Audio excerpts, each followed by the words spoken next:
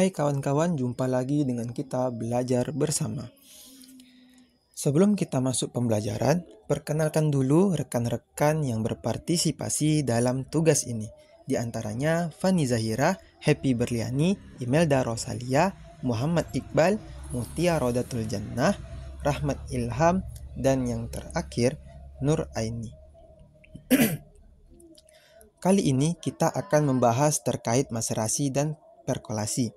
Maserasi merupakan metode ekstraksi dengan proses perendaman bahan dengan pelarut yang sesuai dengan senyawa aktif yang akan diambil tanpa adanya proses pemanasan.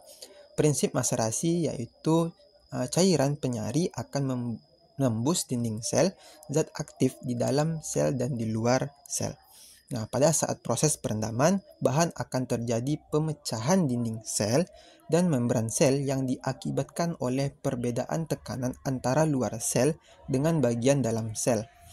Sehingga metabolit sekunder yang ada dalam sitoplasma akan pecah dan terlarut pada pelarut organik yang digunakan pada saat percobaan. Mari kita ambil contoh dengan mengekstrasi senyawa saponin pada daun bidara. Nah, daun bidara kita ambil lalu kita jadikan simplisia yang kemudiannya kita akan jadikan dia serbuk dengan cara menggerus ataupun memblendernya. Nah, setelah kita jadikan serbuk, serbuk tersebut nantinya akan kita timbang. Nah, banyaknya serbuk yang akan ditimbang nantinya itu tergantung seberapa banyaknya akan kita buat ekstrak tersebut. Nah, kemudian hasil timbangan kita masukkan ke dalam Erlenmeyer yang selanjutnya kita tambahkan dengan pelarut. Pelarut yang digunakan yaitu metanol sebanyak 1:6. Nah, kemudian pengerjaan ini dilakukan pada suhu 30 derajat Celcius selama 2 hari. Dalam 2 hari dikocok setiap 12 jam selama 5 menit. Nah, kemudian setelah itu kita lakukan penyaringan. Nah, penyaringan di sini dilakukan dengan kertas saring yang nantinya akan menghasilkan filtrat 1 dan juga ampas. Nah, ampas di sini nantinya akan kita olah lagi.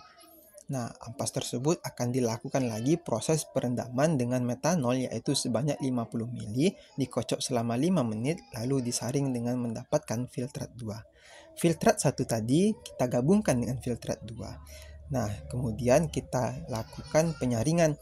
Nah, disaring dengan kertas saring Whatman 01. Nah, hasil saringan tadi kita masukkan ke dalam labu evaporator. Nah, langkah selanjutnya kita lakukan proses penghilangan pelarut dari ekstraksi. Nah, proses penghilangan ini kita lakukan dengan alat evaporator. Nah, hasil pencampuran kedua filtrat dievaporasi dengan alat evaporator pada suhu 40 derajat Celcius dengan tekanan 100 MBR yang kemudian evaporasi dihentikan pada saat semua pelarut sudah menguap yang ditandai dengan tidak adanya tetesan uap pelarut. Nah, kemudian ekstrak kental yang diperoleh dimasukkan ke dalam botol sampel.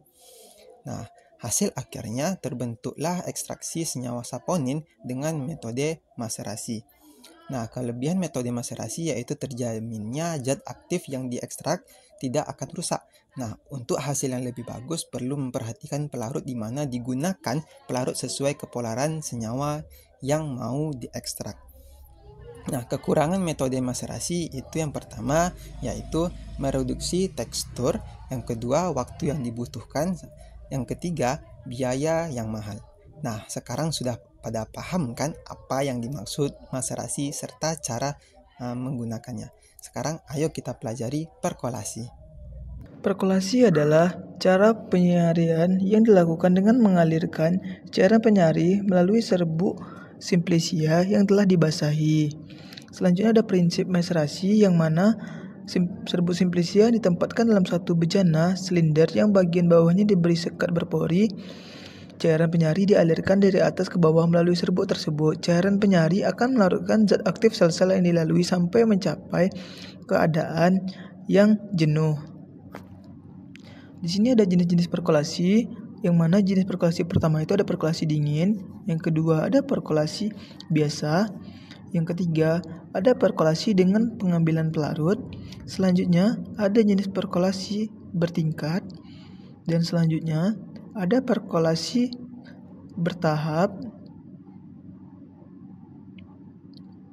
Dan ada inovasi dalam ekstraksi perkolasi yang mana menggunakan teknologi baru dan perangkat peningkatan efisiensi yang terbagi menjadi beberapa teknologi. Yang pertama itu ada teknologi perkolator mikrofluida.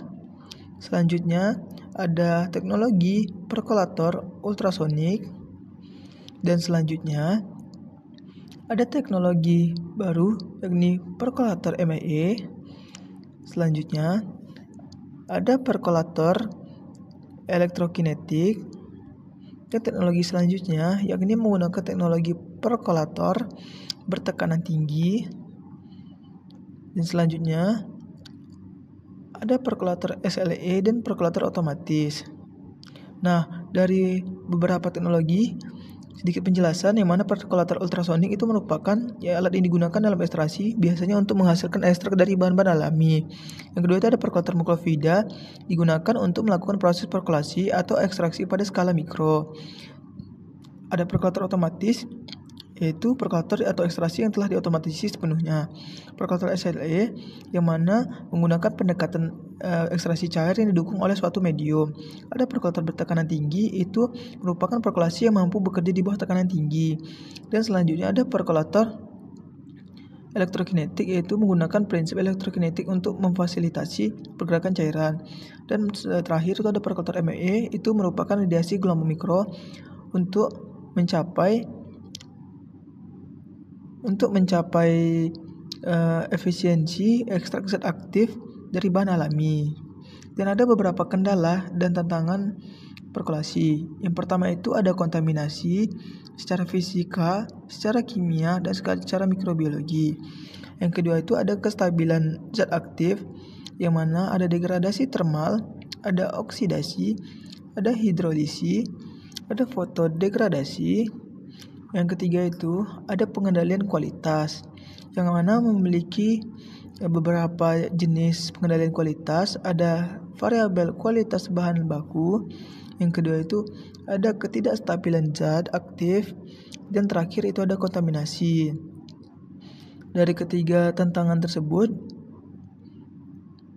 ada beberapa syarat yang harus dipenuhi untuk menjadikan bahan tersebut untuk diuji. Yang pertama itu ada perkolator mikrofluida, yang mana perkolator mikrofluida ini merupakan jenis perkolator yang digunakan dalam skala mikro untuk ekstraksi atau perkolasi bahan tertentu. Selanjutnya ada kontabilitas pelarut, yang mana dalam konteks perkolator mikrofluida merujuk pada kemampuan perkolator untuk dengan berbagai jenis pelarut. Dan terakhir itu kadar air sesuai, memiliki bahan kadar yang sesuai. Sekian.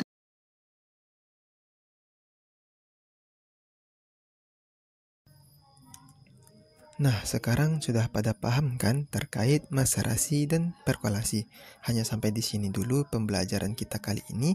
Bila ada kata yang salah saya minta maaf. Sampai jumpa dan nantikan video selanjutnya.